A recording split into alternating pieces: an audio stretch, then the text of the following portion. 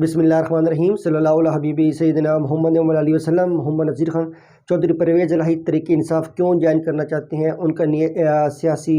Programme क्या है, agenda क्या है, वो मुस्तकबिल की क्या सोच रखते हैं। ये कोई सादा सी बात नहीं है कि चौधरी परवेज़ इलाही जो है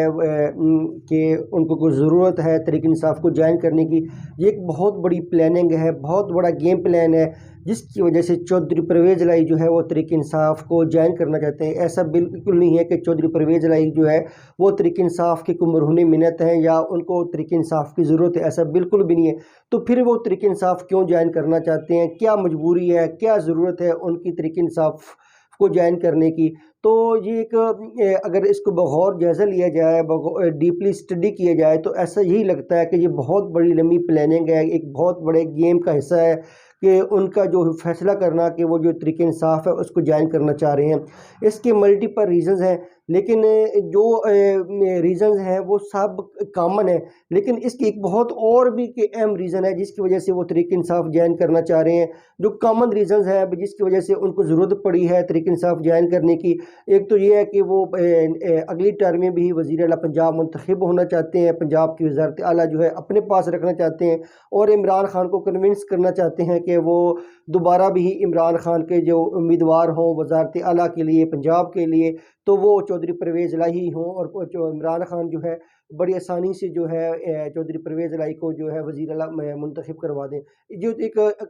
रीज़न है। दूसरी ये है कि वो अपना जो है सियासी वजूद है वो उसको बरकरार रखना चाहते हैं। तो सियासी वजूद तो उनका इंडिपेंडेंट जो है एक अलहदा जमात से भी रखा जा सकता था, तो फिर क्या मजबूरी है कि वो तहरीक इंसाफ में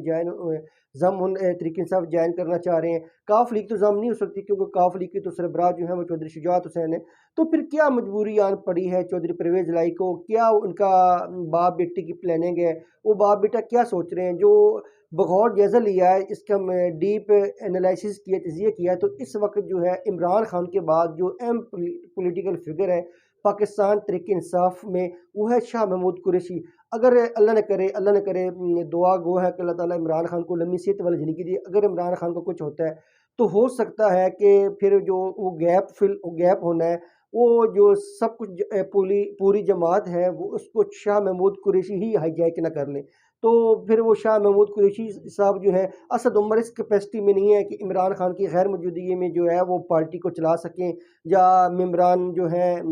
जमात के उनको अपने साथ इंटैक्ट रख सकें। उनके लिए ये बड़ा मुश्किल होना है। एक तो उनका इतना एक रिच सियासी एक्सपीरियंस भी नहीं है और ये शाह महमूद कुरैशी जो है वो इस एक तो उनकी ये नज़र की है। अब चौधरी परवेज़ इलाही जो है वो इस मौके से फ़ायदा उठाना चाहते हैं और उनको पता है कि इमरान खान के बाद जो है जो जमात है वो बिल्कुल लावारस हो जानी है और वो चौधरी परवेज़ इलाही जो होंगे वो फिर अगर उनको अपॉर्चुनिटी मिलती है तो वो इस जमात को मुकम्मल तौर पे कैप्चर कर सकेंगे। नहीं तो 60-70% अगर इमरान खान के बाद तहरीक इंसाफ दो हिस्सों में तकसीम होती भी है तो मेजर हिस्सा जो होगा फिर वो चौधरी परवेज़ इलाही अपने साथ लेके जाएंगे। तो ये इनकी प्लानिंग है कि ये बाप बेटा इस सोच से ही तहरीक इंसाफ को ज्वाइन करना चाहते हैं क्योंकि अब अगर वो काफ लीग में ही रहते हैं, काफ लीग को कंटिन्यू करते हैं, तो काफ लीग ने एक्सपेंड नहीं होना, काफ लीग ने ग्रो नहीं करना, जो उसका वॉल्यूम है वो दिन ब दिन कम होना है। तो अब वो ये कि नई सोच, क्योंकि मुनिस की सियासत जो है अभी बच्चे नौजवान आदमी है, उसे लंबी प्लानिंग करनी है, सियासत करनी है, तो वो ये चाह रहे हैं कि इमरान खान की फिर खैर मौजूदगी में जो है वो तहरीक इंसाफ को जो है पूरा टेक ओवर कर लें, उसकी वो जो मेजॉरिटी है वो उनके पास आ जाए। तो डेफिनेटली फिर ये उनकी ही फ़ायदा जी, इसलिए लंबी प्लानिंग लंबी सियासत करके बाप बेटा जो है वो तहरीक इंसाफ को ज्वाइन करना चाहते हैं। बाकी अदर रीज़न जो है वो भी एक कंसिडरेबल फैक्टर ज़रूर है, लेकिन उनके लिए जो सबसे ज़्यादा अहम कंसिडरेबल फैक्टर है वो तहरीक इंसाफ को ज्वाइन करने का वो ये है कि इमरान खान की गैर मौजूदगी में वो जमात के सरबराह होंगे और अपनी फिर जो इंडिपेंडेंट सियासत है, जो एक अपना एक निज़ाम है वो जो चलाना चाहते हैं, फिर वो बखूबी चला सकेंगे और पाकिस्तान की सियासत में वो रेलिवेंट रह सकेंगे। अदरवाइज़ जो है उनका जो काफ लीग में रहना और काफ लीग की वजह से तो वो कोई ऐसा कोई इम्पैक्ट नहीं डाल सकते। आप एक ज़िमनी जमात के तौर पे तो वो रह सकते हैं, लेकिन एक मेजर पार्टी के तौर पे तो वो पाकिस्तान की सियासत में अपना काफ लीग के प्लेटफॉर्म पे किरदार अदा नहीं कर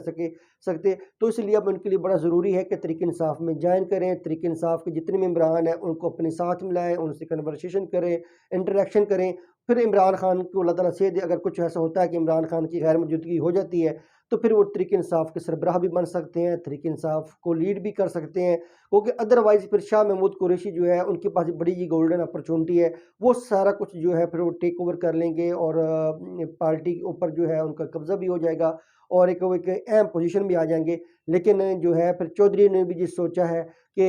क्यों ना कि अभी तहरीक इंसाफ के अंदर जो है ग्रोइंग अपॉर्चुनिटी बहुत ज़्यादा है, तो और इसमें अभी जो जमात जो है अभी इतनी ज़्यादा स्टेब्लिश भी नहीं है और ना ही कोई इतने कोई हैवी वेट्स पॉलिटिशियंस हैं इस जमात के अंदर, तो शाह महमूद कुरैशी के अलावा। तो चौधरी के पास एक्सपीरियंस भी है, वो डेफिनेटली एक रस्म व रिवाज